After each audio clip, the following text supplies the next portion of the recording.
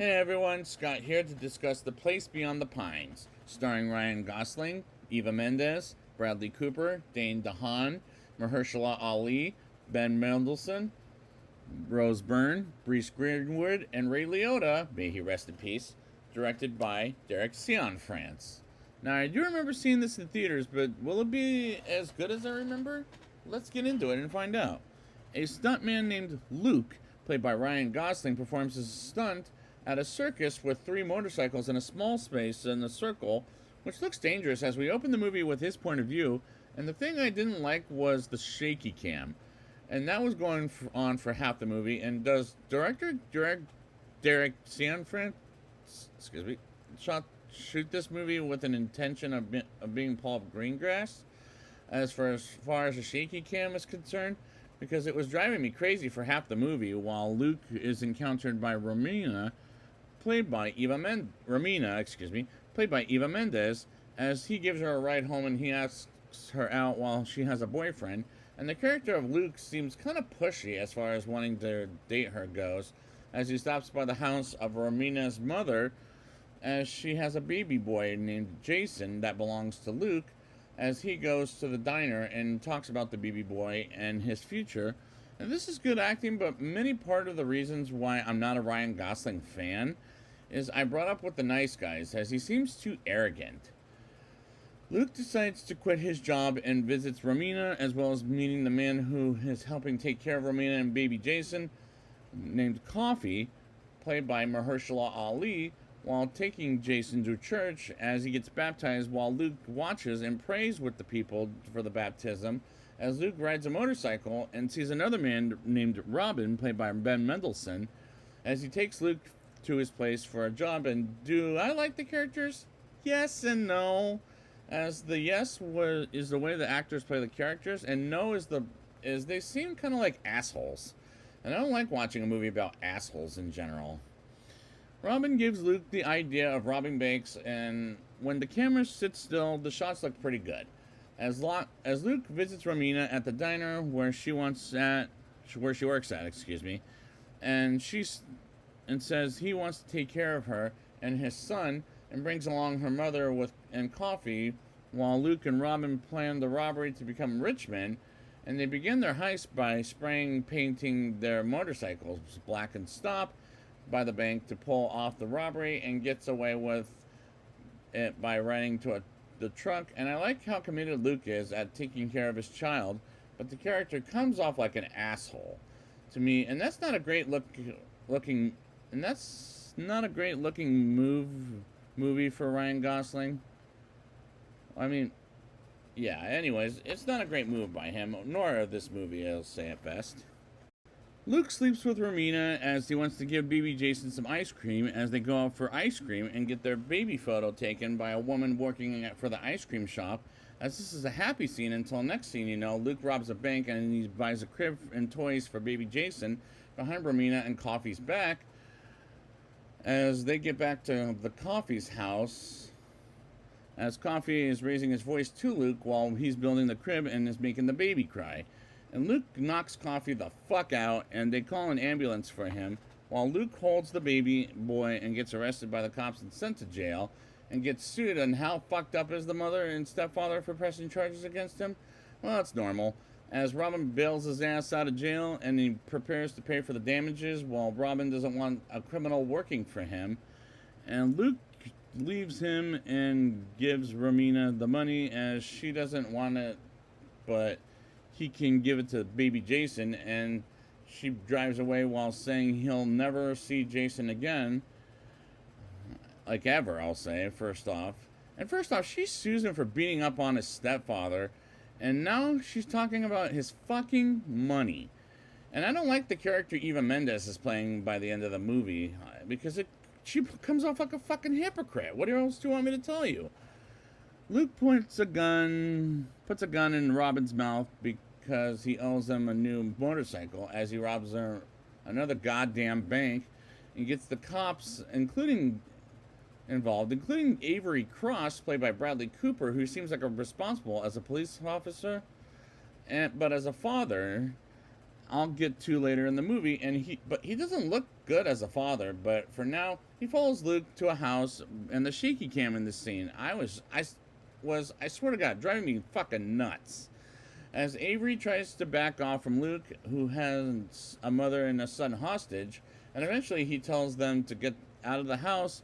As Avery comes in while he makes a call to Romina, and they ended it by Avery shooting Luke and flips upside down of the house and dies from there, as well. And Avery's backup arrives, and that was a death I didn't see coming, as that scene was intense, and it put me on the edge of my seat in theaters. Avery settles down at the hospital with his wife Jennifer, played by Rose Byrne, and his son AJ, as well as his father Al, and eventually gets a visitor by his chief. Let me see if I'm saying this name right. Weirabowski, as well as Bill Kilcullen, played by Bruce Greenwood, as Bill interviews what happened to Avery, and he tells the truth and gets out of the hospital and sees on the TV how he's a hero, while he learns Luke has a family, and Avery and Jennifer try to sleep it. But she brings up how she's worried about him, along with Al, and she's a psychiatrist about it. And she sees a psychiatrist about it, and he can't see his son AJ the same way since the shooting, and the acting is rather too dramatic. But to be fair, this is a drama, and at this point, I'm liking the movie, despite it's not a great movie by any means necessary. Avery gets a few guest visitors, like DeLuca, played by Ray Liotta, whom just passed away a year or two ago, may he rest in peace, as they have dinner with Avery and Jennifer, as DeLuca wants to introduce Avery and Romina, and coffee, as they don't have a warrant to enter the house and find the money in the crib of baby Jason, while Avery holds Jason while they look for the money, as DeLuca makes me think he is as a cop. This motherfucker is obviously a corrupt cop. And Ray Liotta does a good job at playing bad guys as characters, and it works for him. After they leave the house, they give Avery the money Luke gave to baby Jason and hides it in the garage. Garage. While next day comes, Avery is awarded a medal while making a speech to the public about heroism. And it was a good speech by Avery, and this movie is pretty slow, as this is a long movie at 2 hours and 20 minutes.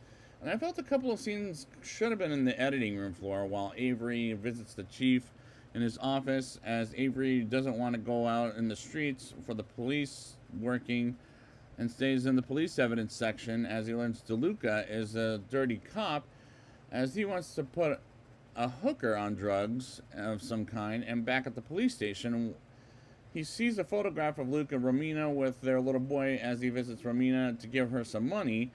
But she doesn't want it, but he gives it to the chief instead to rat out DeLuca, as he should have given it to him sooner. And I like the movie for when it sits still, but not so much when the camera shakes too fucking much. DeLuca follows Avery and pulls him over while on the way home, and DeLuca asks Avery to follow him to a dark place in the woods, until Avery escapes and goes to the house of AI, aka his father. Al, not AI. What the hell am I talking about? AKA his father. And we move on to his coworker Scott helping him with the case, telling Bill all about it in a recording, and gets DeLuca fired for it, as he's sent to jail, and Avery gets promoted to assistant district attorney. That might have been a little bit too far for the character Bradley Cooper is playing in the movie.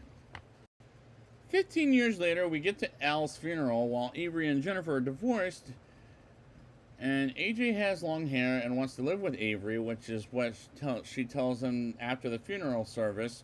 And Avery accepts AJ to live with him, as he's going to a new high school while sitting with him, and meets Luke's son Jason, played by Dane DeHaan, who was the DiCaprio lookalike in The Amazing Spider-Man 2, but most noticeable in Chronicle, as they hung out and get high by smoking some weed, and their chemistry is good. But not my favorite part of the movie. Nighttime comes, and the cops arrest AJ and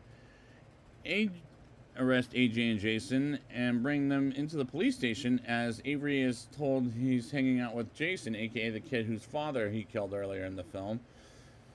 And Avery tells AJ to stay away from Jason, while Jason goes to court with his lawyers, with Romina and Coffee helping him out, and yet AJ and Jason hang out together at school, and AJ asks about Coffee and his father as nighttime comes, and Jason and Romina about his father, and she can't talk about him, but Coffee brings him up while having some ice cream, and he tells Jason about his father's name is Luke, and reads the obituary of his death, and learns about Robin, and visits him and talks about his father Luke, while the de-aging Ben Mendelsohn as he looked older was kind of convincing. Jason rides his bicycle back in high school. AJ talks with him and invites him to a party by forcing him there. And he goes on a bicycle while he sees his parents are having an argument. And I'm led to believe Jason steals some pills from the pharmacy, and he gets away with it. And he gets away with it and arrives at the party with some underage alcohol drinking happening as he sees a girl and smooches her off the storm. And these scenes are the ones that are dragging a little too long for me. Jason learns AJ's father is the cop that got his father killed 15 years ago, as he decides to pick a fight with AJ about his father, and AJ beats the shit out of Jason, which leads him with him in the hospital, and his mother Romina and stepfather Coffee. And as Jason wakes up, and he calls his mother a liar for not telling him about his father, as she gets the car to pick him up, and he buys a gun from a friend of his and goes to AJ's house. And after he showers, Jason breaks into the house and points the gun at AJ and shoots his arm, as the audience cannot tell while Avery gets home and sees Jason is in the house, and with Jason taking Avery as a hostage into the woods and almost kills him, but Avery asks his son alive while Avery cries as we see he's been shot in the arm and is taken to the hospital, and Avery says how sorry he is for making Jason lose his father, but Jason runs away and takes his car, and Avery gets home, and AJ is joining his father as the winner of the New York Attorney General, while Jason sends Romina a photograph of them with his father, and he buys a motorcycle so he can go west to live his life. And the climax made this movie an okay time, but was this movie okay, or was it sort of good? Let's go to the rating and find out. I'll give this movie a 6.7 out of 10. I'll start with what I don't like first, and what I like second. But first, I don't like the shaky cam as director Derek Cianfrance pulls off of Paul Greengrass, but when he sits the camera still, the shots look pretty good. Well, I like some of the characters, but others come off like assholes, and I don't like watching a movie with assholes, as Ryan Gosling's character I didn't like because he was an asshole, while others were mediocre in my opinion. Bradley Cooper does pull off a character who's better at being a cop more than being a good father, but he was a professional cop, while his father techniques was rather poor on his part, while the movie was a little bit too long for 2 hours and 20 minutes, as a couple of scenes should have been in the editing room floor. I liked it when the camera, like I said, was sitting still instead of the whole fucking shaky cam, which is very irritating, but from start to finish. But I did like the movie as it was, and it is a recommendation, but in my opinion, it's not a great movie by any means necessary. But it is intense, but at the end of the day, I had an okay time with it. So I'd like to thank you guys for joining me, and next time we'll be back with, let's see what the next review is, The Light Between Oceans. And until then, don't go to the place beyond the pines.